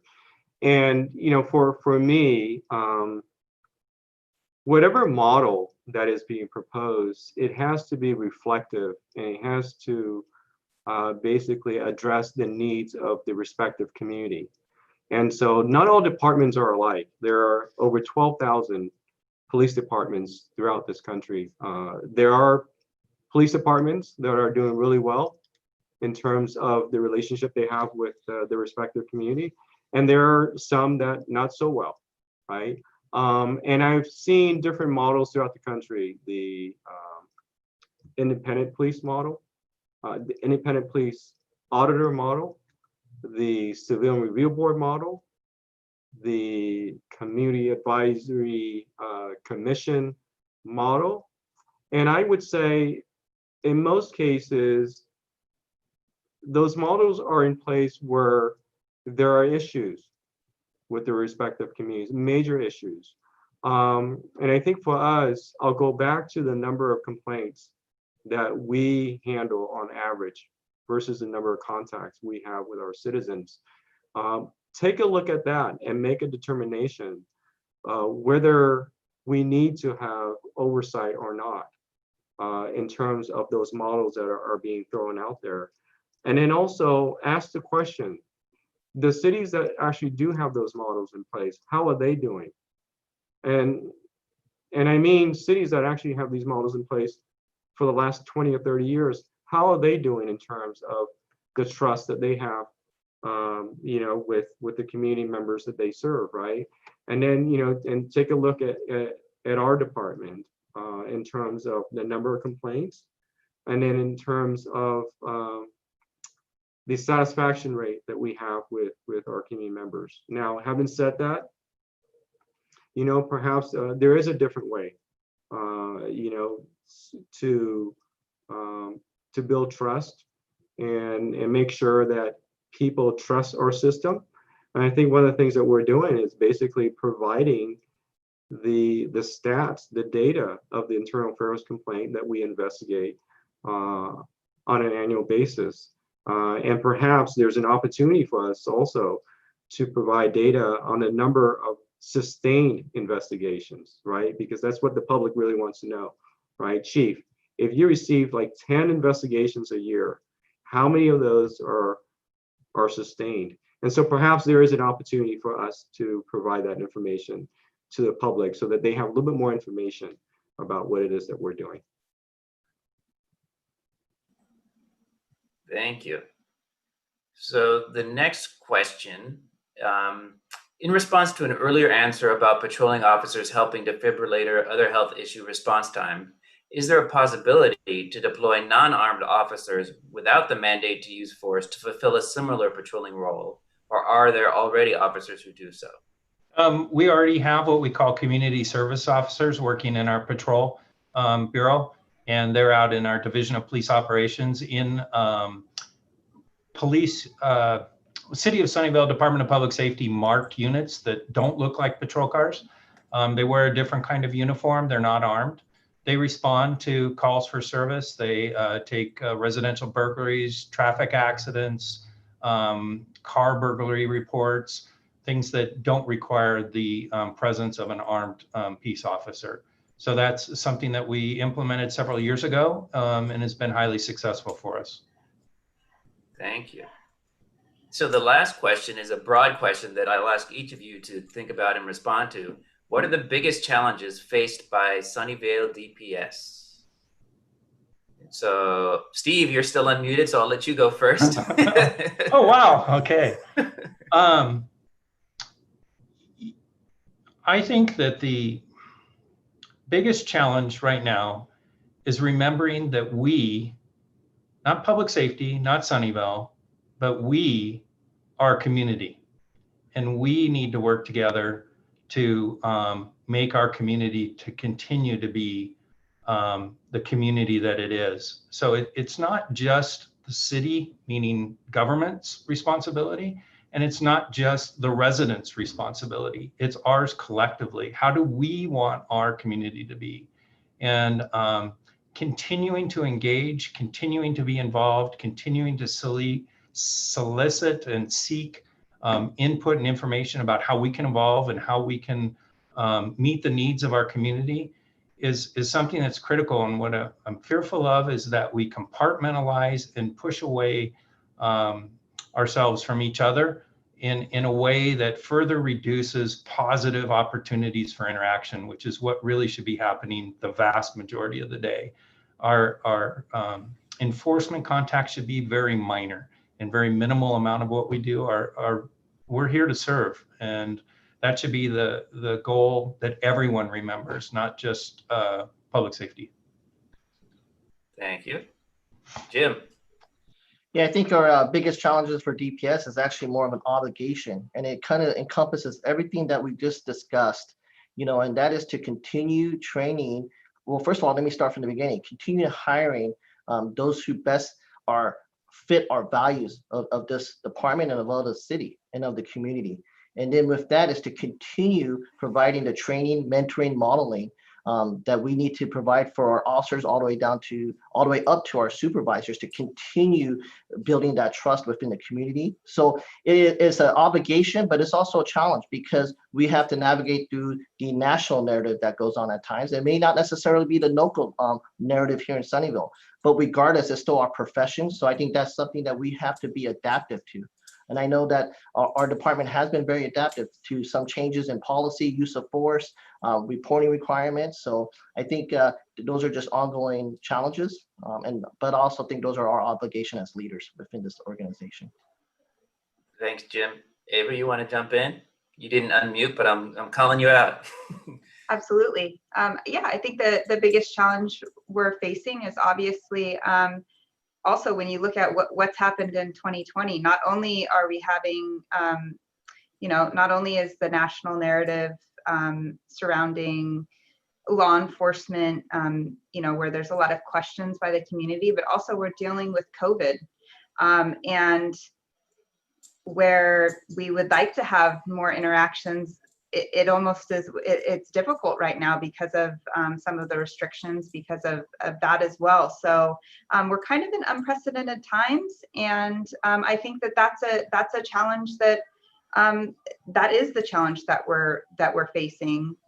But as everyone has said, it's working together that's going to create positive change, and making sure that we do, that we're listening to our community members, that we have that open dialogue, that we're hearing what our community members want, and then also what is going on across the country, because what happens in other cities and other states also affects us here in Sunnyvale. We're not immune to that. We're not in a silo. So I think those are the challenges that are facing us today.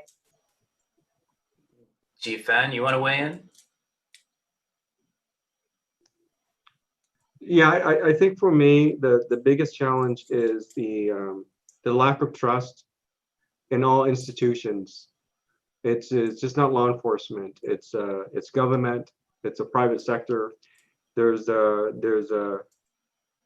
great divide in our great nation, and we're a big part of it. We're the most visible part of it right now, and so we have to double down and work harder, stay strong, stay resilient, stay patient, be open, and listen to people, and build that trust back, because I think we've lost a lot of that recently because of a combination of things, right? And that's the biggest challenge.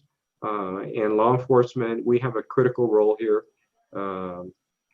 in our country, and it's our job as professionals to make sure that we do our part to gain that trust back, and that's the biggest challenge.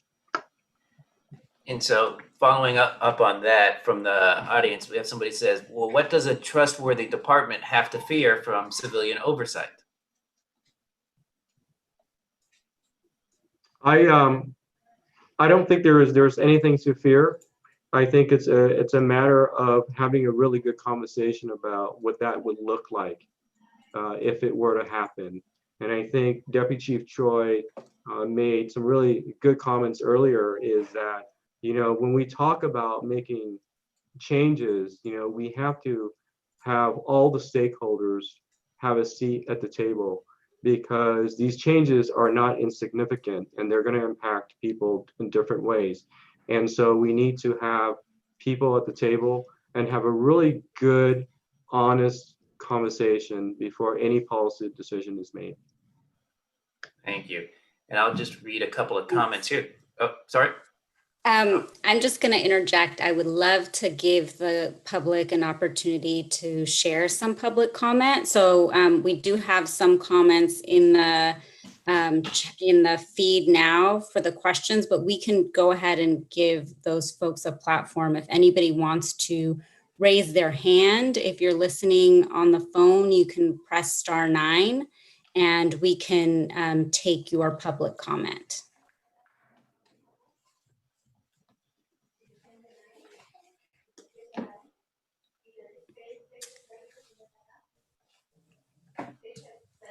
So if anybody wants to press *9, I see first up, Jeanette Brambila. Jeanette, we'll ask you to unmute and you'll have 3 minutes for your public comment.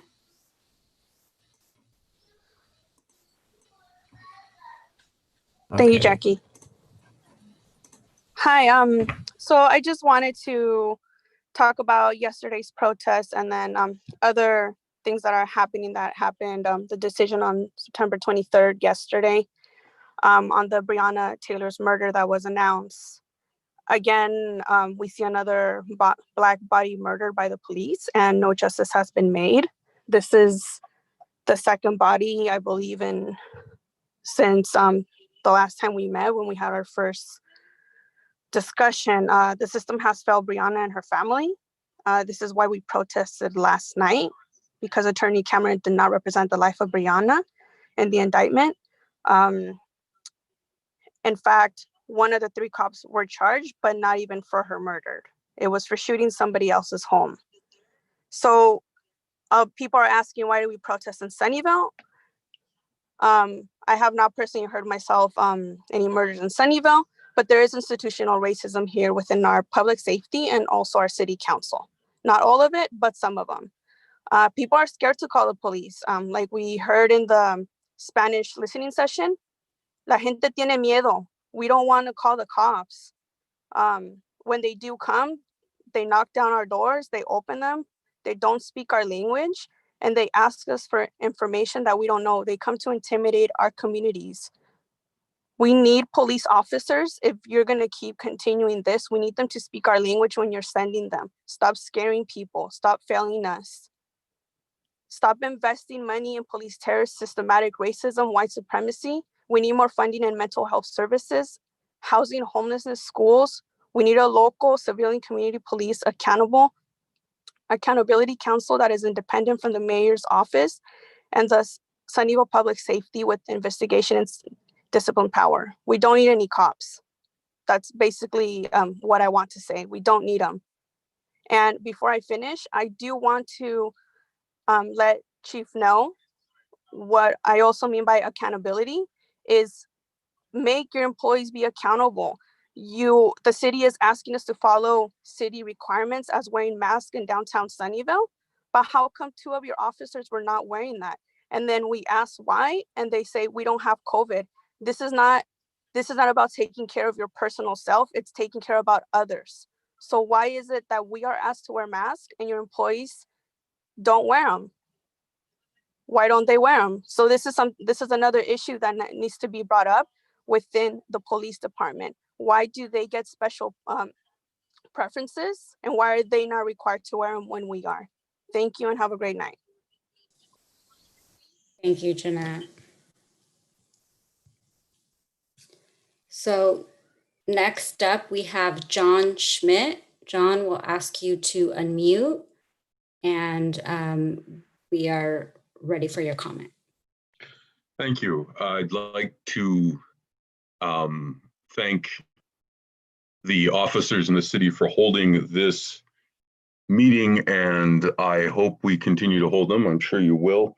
Most of my comment is very simply any change that you wish outside the police force needs to be taken outside the police force. We cannot ask the management of the police force to implement things that the city council and the mayor's council do.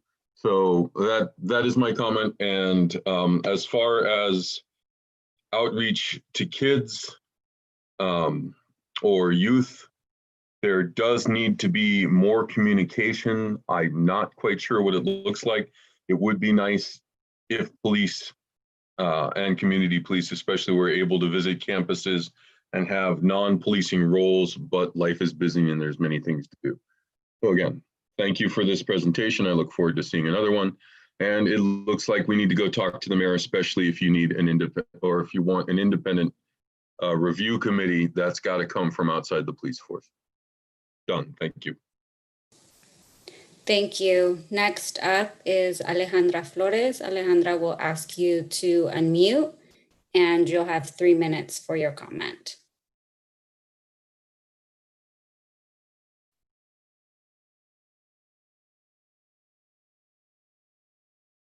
Alejandra, are you ready? Yeah, I'm ready. Okay, so my name is Alejandra, and last night at the protest, as we were approaching downtown Sunnyvale peacefully, because we're protesting peacefully about an issue that was very upsetting, which is Brianna not getting justice for her life and her family not receiving justice, even though they were paid $12 million in a wrongful death lawsuit. But no one was charged.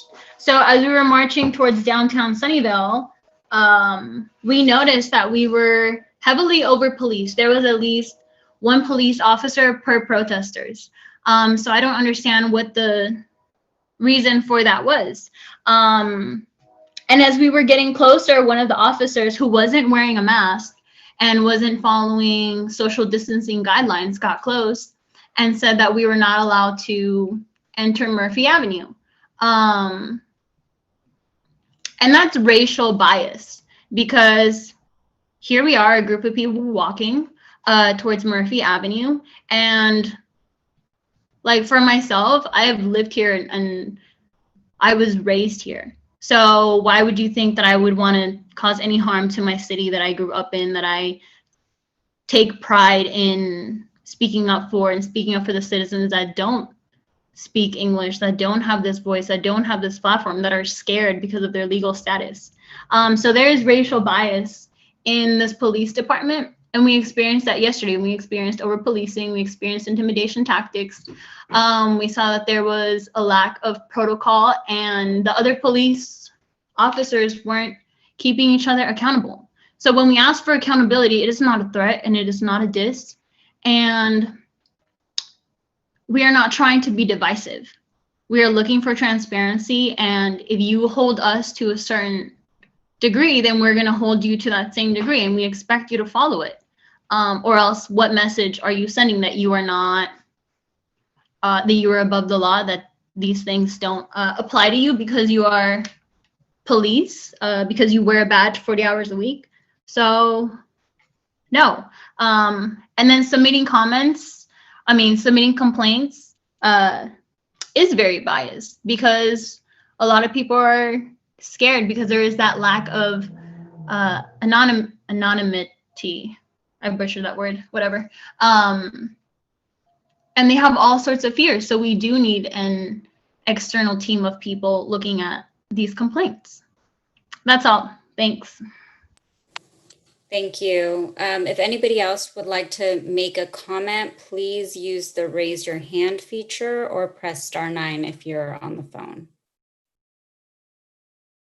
Okay, I'll have Marla. Marla, you can unmute and begin your comment. I was at the BLM protests a couple months ago, which were, of course, large protests and peaceful. And there didn't seem to be an excessive number of police officers. It was a very racially diverse group, and I happen to be white. And I didn't experience what Alejandra reported. And it's very disturbing to me that there was one police officer per protester. It's also very disturbing to me that an officer would make a comment when not wearing a mask that they don't have COVID. How would they even know what they had? So I understand that sometimes officers might not be able to use a mask. Voices can be muffled at times, but they should be maintaining social distance. It doesn't sound like the protesters involved in the protest last night were doing anything that would require the officers to not socially distance. So I just need, I'm on this meeting because I really care about our community. I really want our community to be inclusive, and I want to feel good. I want to continue to feel good about living here. And thank you very much. Thank you, Marla. It doesn't look like we have any more comments from the public. So, one more. Susana Alvarez, you have 3 minutes, and we'll just ask you to unmute.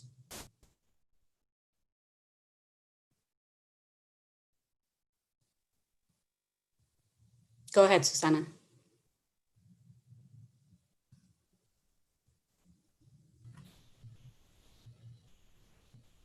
Go ahead.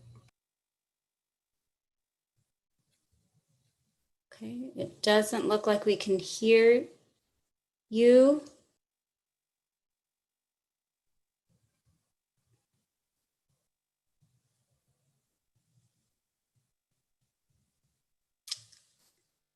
David, is it an issue on our end?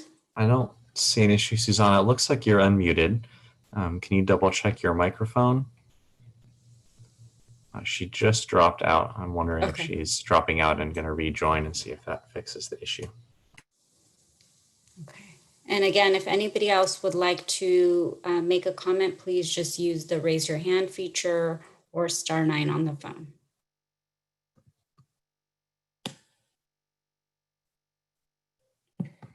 And if we can't get Susanna back, then we will go ahead and make some closing remarks. Yes, so this is the opportunity for our panel, to say any final remarks that they want to share. We have about 5 more minutes. So I know Chief likes to talk. So I'm going to say, Chief, keep it short. Okay, I'll keep it short. I just want to thank everybody who participated in this conversation. As I mentioned throughout the conversation, we are committed to listening to people. We are committed to making good changes to better serve our community. And so I look forward to many other conversations in the future. And I hope when we go back to normal without COVID-19 that we'll actually get to meet in person. So thank you, everyone. Steve, Ava, Jim? Eugene, I want to thank you for taking the time to come and facilitate this. I've never met you before, and I appreciate you engaging with our organization and helping to guide us through this. So thank you for your time tonight. Sure, you're welcome. Yeah, spending 8 years in the military, I learned one thing, and that's the chief gets the last word. So I'll leave it at that, but just want to thank the panel here. Eugene, thank you, and also the support of the council and city manager here. Well, Ava will get the next to last word, and then Jackie will close us out. Yes, I just want to take a moment to say thank you to everybody and to our community members who participated as well in the conversation. It's really nice to actually have a robust conversation and to have a lot of participation tonight. So thank you. Jackie, bring us home. But you're on mute. Thank you so much, Eugene, and of course the chief and deputy chiefs for joining us for this conversation. I know some of the questions that you had were tough, and that's why we're having this conversation with our community, because it's really important for us to listen to all of you, our community members. Thank you so much for taking the time to share your thoughts, your questions, your experiences. And this is the start of a conversation.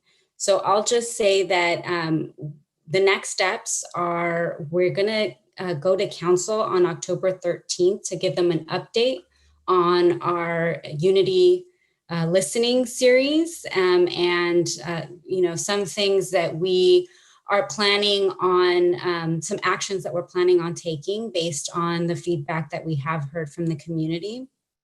One thing that we have started already is a cultural inclusion study, which is a study where we are going to be looking really closely at all of our departments, not just the Department of Public Safety. And we're going to be looking at our programs and our services with a diversity, equity, and inclusion lens. And so that is something that has started and we'll be looking at very closely and reporting back to you and the council. I encourage folks to visit us at sunnyvale.ca.gov/unity to find out more about this this initiative that we have. And also, if you are interested in public safety accountability, I'd encourage you to visit the public safety accountability page, and you can just go to our website, sunnyvale.ca.gov, and search public safety accountability and find that page. Lastly, if you wanted to have a question or comment and we're not able to, then I encourage you to please send your comments to unity@sunnyvale.ca.gov. Again, that's unity@sunnyvale.ca.gov, and you can share your comments there. And with that, I will pass it on to our mayor to give our closing remarks. Mayor. Thank you. Thank you, Jackie. And I want to sincerely thank the chief and the deputy chiefs, and of course the moderator, Eugene. You did a great job tonight. It was great to see this open discussion and and get some of the answers that people have been asking me, and I appreciate everyone who took part tonight and who's taken part in the previous 4 events and given feedback, given their vision of what would make a better Sunnyvale. And for that standpoint, feel free to reach out to your council members, to myself, and continue to give us feedback going forward. This is an ongoing discussion, and how we can make Sunnyvale better is the long-term goal. I invite you, as Jackie did, to go to sunnyvale.ca.gov/unity and subscribe to our email list, because this isn't done tonight. These 5 sessions are just the beginning, and you need to stay informed. You need to track our progress. So with that, I'll end up closing it. Thank you very much. Be safe. Of course, remember to wear your mask, and have a good evening. Thank you very much. Good night.